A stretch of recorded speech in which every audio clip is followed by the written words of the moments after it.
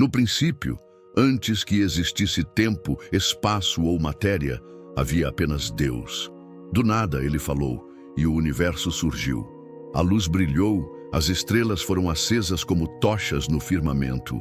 Mares e montanhas se levantaram, e cada detalhe foi moldado pelas mãos do Criador. Tudo tinha ordem, beleza e propósito. No sexto dia veio a obra-prima, o homem e a mulher, criados à imagem e semelhança de Deus, diferentes de tudo o que existia, chamados para governar a terra, cuidar do jardim e caminhar lado a lado com o Criador. Era perfeição, era harmonia, era o Éden. Mas essa perfeição estava prestes a ser colocada à prova. No coração daquele jardim havia uma escolha, e dessa escolha viria a maior tragédia da humanidade, e também a maior promessa.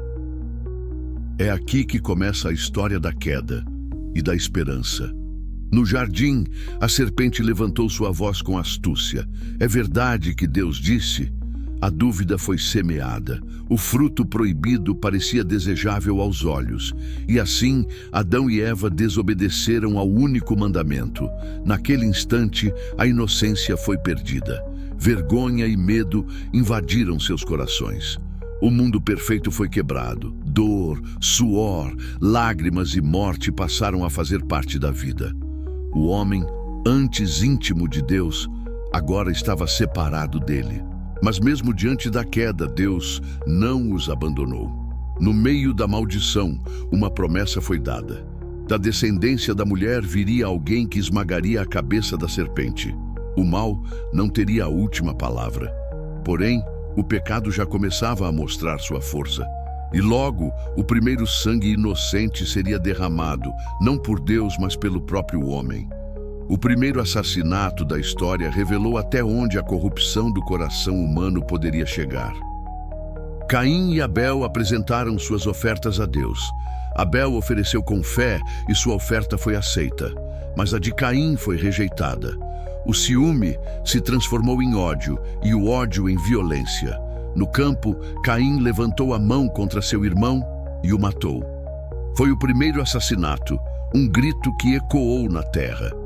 Deus confrontou Caim. O sangue de teu irmão clama da terra até mim.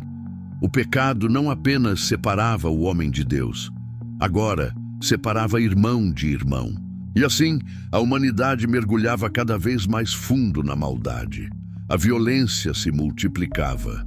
A terra se enchia de corrupção. Até que Deus tomou uma decisão radical: começar de novo.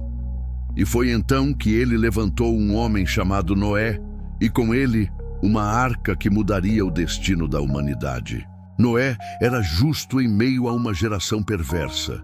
Enquanto todos zombavam, ele obedeceu e construiu uma arca gigantesca conforme a ordem de Deus.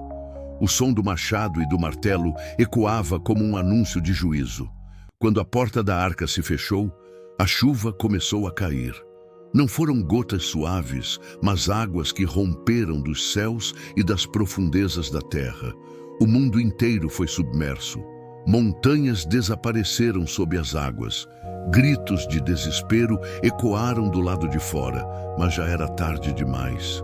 Durante 40 dias e 40 noites, a tempestade castigou a terra. Noé, sua família e os animais estavam seguros dentro da arca. Quando as águas baixaram, um arco-íris surgiu como sinal. Deus nunca mais destruiria a terra com um dilúvio. Era um novo começo, mas mesmo assim, o coração humano continuava inclinado para o mal. Logo, a arrogância se levantaria mais uma vez contra o Criador. Foi na planície de Sinear que o orgulho humano tentou novamente alcançar os céus.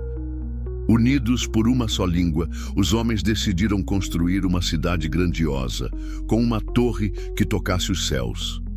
Não era sobre adoração a Deus, mas sobre exaltação própria. Queriam fazer um nome para si mesmos, viver sem depender do Criador. Mas Deus desceu para ver a obra, e num instante as línguas foram confundidas. A comunicação se quebrou, a unidade se perdeu. e eles foram espalhados pela face da terra. O orgulho humano havia sido novamente derrotado, mas em meio a tantas nações dispersas, Deus escolheu um homem simples para iniciar um plano que mudaria toda a história. Esse homem era Abraão, e dele surgiria o povo da promessa. No meio de uma geração de povos pagãos, Deus escolheu um homem chamado Abrão. Ele não era rei, não era guerreiro, mas ouviu a voz de Deus: sai da tua terra, da tua parentela e vai para o lugar que eu te mostrarei. Era um chamado para deixar tudo para trás e confiar. Em troca, Deus fez promessas ousadas. De sua descendência viria uma grande nação. Seu nome seria engrandecido e, através dele, todas as famílias da terra seriam abençoadas. Era o início de algo muito maior do que Abrão poderia imaginar. Mesmo com falhas e momentos de dúvida, ele creu, e a sua fé foi considerada justiça. Abraão se tornou pai de uma promessa eterna, e essa promessa se estendeu a seus filhos e netos, que carregariam o propósito de Deus adiante. E assim entraram em cena Isaac, Jacó e José, figuras que moldariam o destino de Israel. Isaac nasceu quando tudo parecia impossível. Um filho de pais idosos, prova de que nada é difícil para Deus. Jacó, seu filho, lutou com homens, mas também com o próprio Deus. Naquela noite de luta, recebeu um novo nome: Israel. Era um prenúncio do que viria, um povo escolhido para carregar a promessa. Mas entre os 12 filhos de Jacó, um se destacou: José, rejeitado, vendido como escravo, injustiçado. Mas em cada queda, Deus o levantava ainda mais alto. De prisioneiro no Egito, José se tornou governador, e no momento certo, foi ele quem salvou sua família da fome, preservando a linhagem da promessa. A história de José nos mostra que o mal que os homens planejam pode ser transformado em bem pelas mãos de Deus. Mas mesmo no Egito, o povo cresceu tanto que se tornou uma ameaça e acabou caindo na escravidão por séculos. Até que Deus levantou um libertador chamado Moisés. O povo clamava sob o peso da escravidão e Deus ouviu. Moisés, o menino salvo das águas, foi preparado para se tornar libertador. Diante do faraó, ergueu sua voz: deixa o meu povo ir. Mas o coração do faraó se endureceu e 10 pragas devastaram o Egito, mostrando que só o Senhor é Deus. Naquela noite da Páscoa, o sangue de um cordeiro nas portas poupou os israelitas da morte. Esse foi o maior sinal de que a redenção viria através de um sacrifício. Quando finalmente partiram, o Mar Vermelho se abriu diante deles. Muros de água à direita e à esquerda, e o povo atravessou em seco. O exército inimigo foi destruído e Israel conheceu o poder do Deus que liberta. Mas a jornada estava apenas começando. A liberdade não era só escapar do Egito, era aprender a viver como povo de Deus. E no Monte Sinai, essa aliança seria selada. Ali, o próprio Deus falaria com seu povo em fogo e trovão. No Sinai, a montanha tremeu. Relâmpagos, trovões e nuvens densas envolveram o topo. O povo não podia se aproximar, mas Moisés subiu para se encontrar com Deus. Ali foram entregues os 10 mandamentos, a aliança que moldaria a identidade de Israel. O pacto era claro: se obedecessem, seriam um povo santo e abençoado. Mas mesmo depois de verem milagres no Egito, muitos ainda se rebelavam. O coração humano resistia, revelando que não bastava ter leis escritas em pedra. Era preciso transformação interior. Mesmo assim, Deus permaneceu fiel à sua promessa. Israel agora tinha uma identidade, uma lei e um Deus que caminhava com eles. Mas ainda havia uma terra a conquistar. A promessa feita a Abraão precisava se cumprir. E foi Josué quem guiou o povo para a terra prometida. Com coragem e fé, Josué liderou Israel na travessia do Jordão. Ao som de trombetas, as muralhas de Jericó caíram diante deles. Cada vitória mostrava que Deus lutava pelo seu povo. Canaã, a terra da promessa, estava sendo entregue. Mas mesmo conquistando a terra, o desafio maior era permanecer fiel. O povo oscilava entre obediência e rebeldia. E quando se esqueciam de Deus, vinham derrotas e opressão. Foi um tempo de grandes conquistas, mas também de muitos testes. Josué sempre lembrava: a promessa não era apenas sobre terra, mas sobre aliança. Cada vitória apontava para um propósito maior, e quando ele partiu, a liderança passou a outros que nem sempre foram fiéis. Foi nesse contexto que começou um período turbulento da história, a Era dos Juízes. Homens e mulheres comuns seriam levantados por Deus para livrar o povo, mas o ciclo de pecado e arrependimento parecia não ter fim. Após a morte de Josué, o povo começou a se desviar novamente. Cada um fazia o que parecia certo aos seus próprios olhos. Eles se esqueciam de Deus, caíam na idolatria e acabavam oprimidos por inimigos. Mas, em sua misericórdia, o Senhor levantava juízes para libertá-los. Débora, uma mulher corajosa, liderou Israel em batalha e mostrou que Deus pode usar quem Ele quiser. Gideão, mesmo inseguro e com medo, venceu exércitos poderosos com apenas 300 homens. E Sansão, com sua força sobrenatural, derrotou inimigos, mas também mostrou as consequências de viver sem disciplina espiritual. Era um ciclo sem fim: pecado, escravidão, clamor, libertação e novamente pecado. O coração do povo era instável, mas Deus continuava fiel. No meio desse caos, eles pediram algo que mudaria completamente a história: um rei. E assim começou a era da monarquia em Israel com Saul. Mas o verdadeiro destaque seria o pastor que se tornaria rei: Davi. Saul foi o primeiro rei, mas falhou em obedecer a Deus. Então, o Senhor escolheu Davi, um jovem pastor de ovelhas, esquecido até pela própria família. Ele enfrentou gigantes não apenas no campo de batalha, mas também nas lutas da vida. Davi se tornou símbolo de coragem e fé, e Deus fez com ele uma promessa eterna. De sua descendência viria o rei que reinaria para sempre.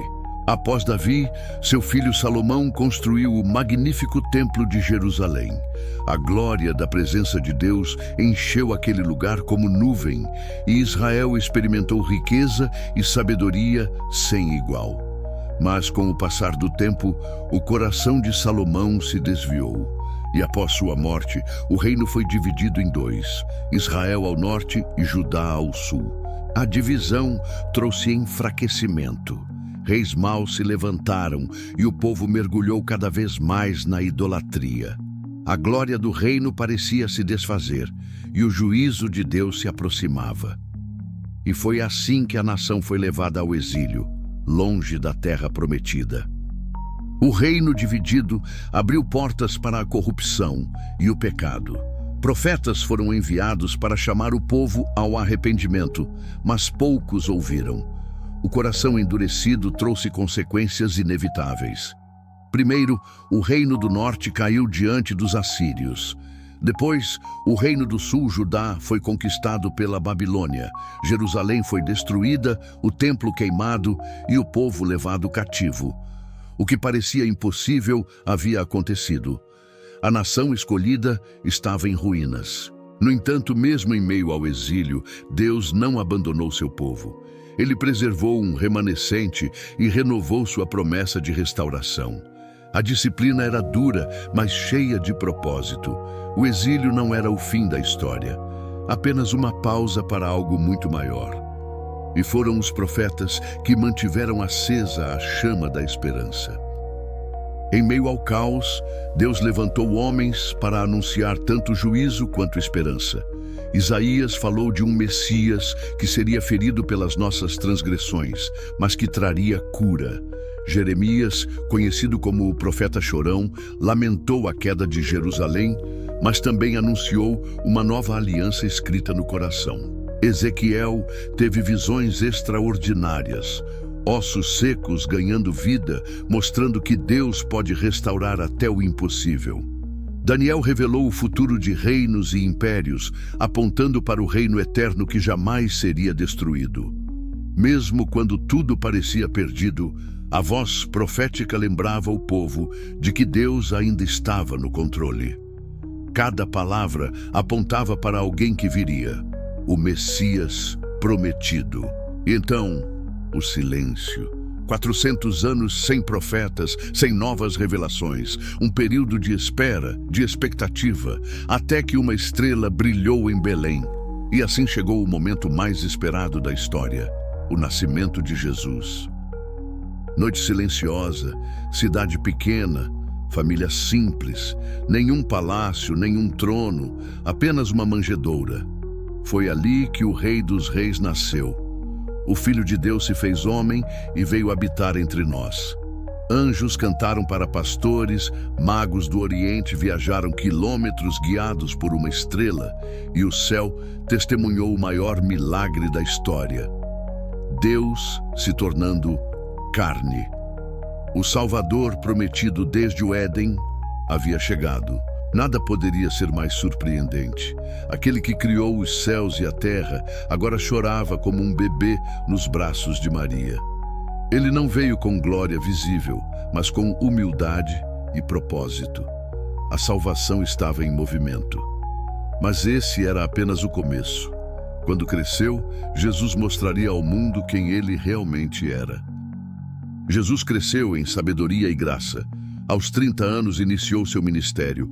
Andou pelas vilas da Galileia, pregando o reino de Deus com autoridade nunca antes vista. Suas palavras tinham poder e seus gestos revelavam amor. Ele curou enfermos, libertou oprimidos, abriu os olhos dos cegos, ressuscitou mortos. Cada milagre era um sinal de que o reino de Deus havia chegado. Suas parábolas, simples e profundas, tocavam corações e revelavam verdades eternas. Multidões o seguiam, mas também muitos o rejeitavam. Os religiosos da época, incomodados com sua autoridade e compaixão, tramavam contra ele.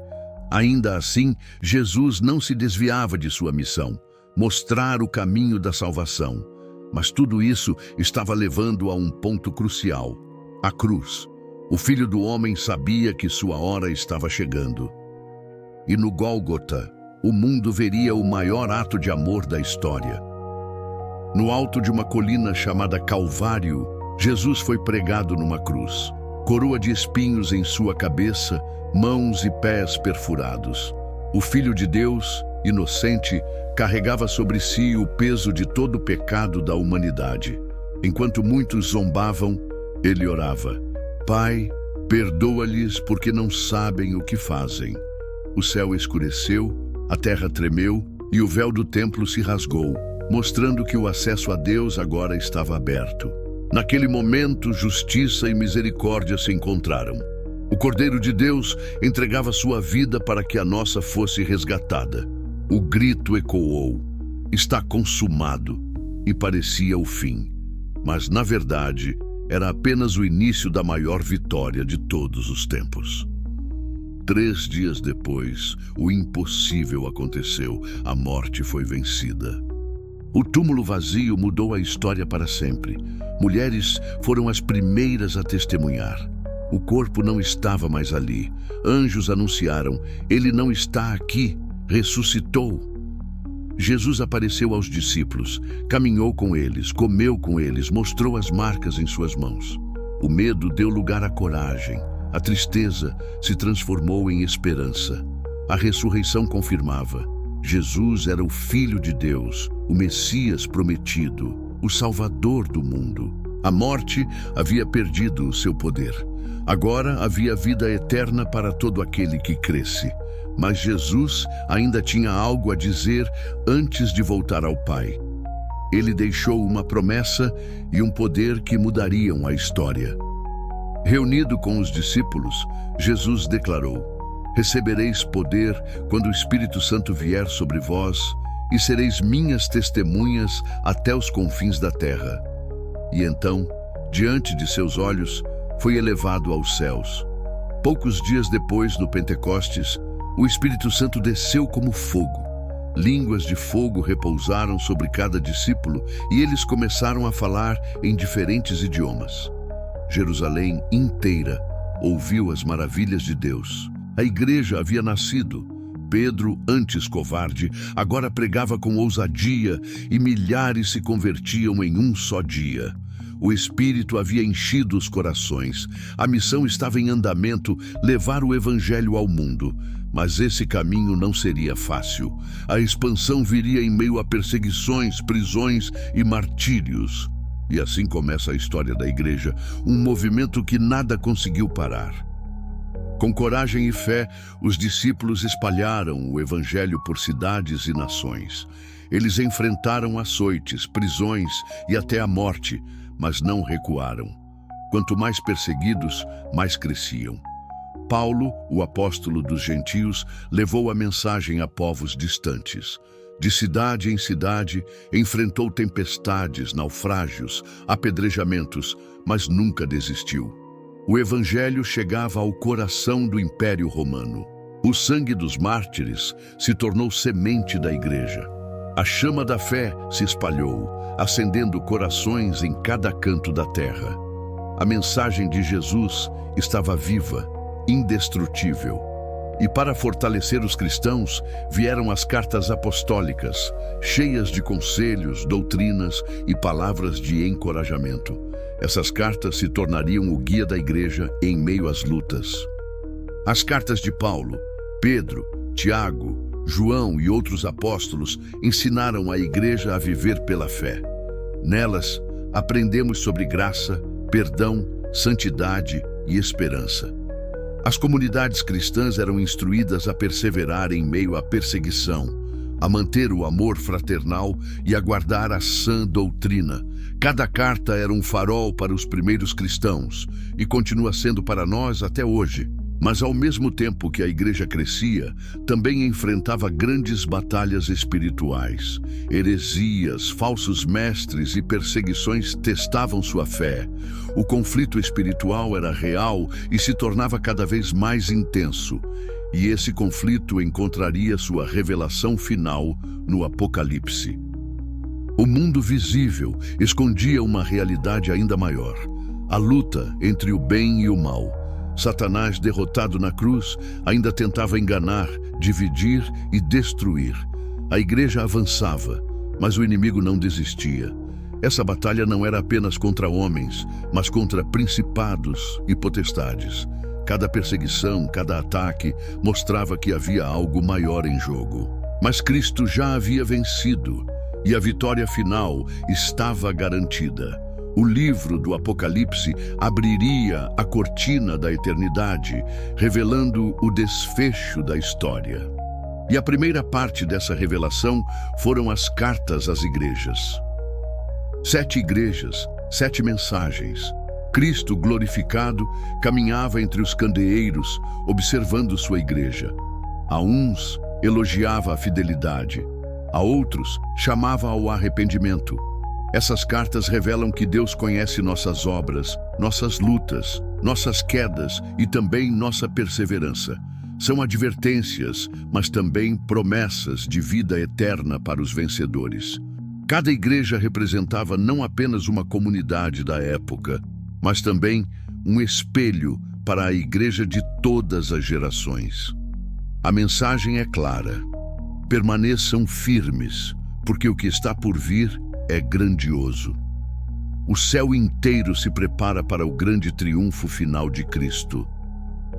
E então a cena muda. O Cordeiro é revelado como o leão da tribo de Judá. Os selos são abertos, trombetas soam e juízos caem sobre a terra. É o clímax da história da humanidade. As forças do mal se levantam, mas não prevalecem. A besta, o falso profeta, o dragão, todos são derrotados pelo poder de Cristo. Satanás é lançado no lago de fogo. O inimigo da humanidade não tem mais poder. O juízo final acontece. Cada pessoa se apresenta diante do trono de Deus. Livros são abertos e nada fica oculto. Justiça é feita. Mas para aqueles que creram, não há condenação, apenas vida. O Cordeiro triunfou, o mal foi vencido, o reino eterno começou. E no fim, a promessa de um novo começo se cumpre. Eis a cena final, um novo céu e uma nova terra. O antigo desapareceu e tudo foi restaurado. Não há mais dor, nem lágrimas, nem morte.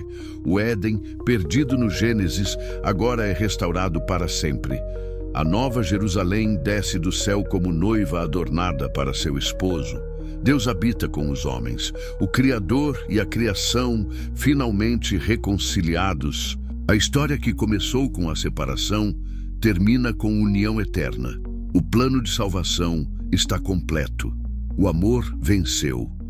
Essa é a Bíblia em 30 minutos. Da criação à eternidade. Uma história de redenção e esperança. Mas a pergunta é: qual é o seu lugar nessa história? Se inscreva no canal, compartilhe este vídeo e continue conosco. Porque essa não é apenas uma história antiga, é a sua história também.